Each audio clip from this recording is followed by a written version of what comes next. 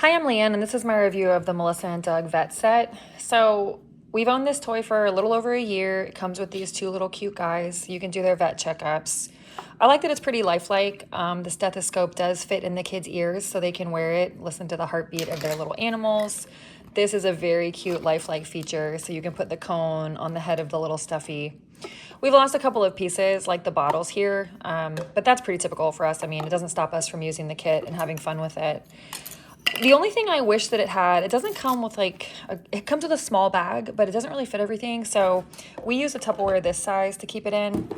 But you also get, we give them their shots with this. You can take their temperature for any type. I mean, we call these our vet tweezers. So we'll kind of use it around their paw or their leg or whatever. And then you also have these tweezers and then this little cast plus this thing so you can check their reflexes. All in all, super cute. I like the bright colors. It's a great toy and I recommend it.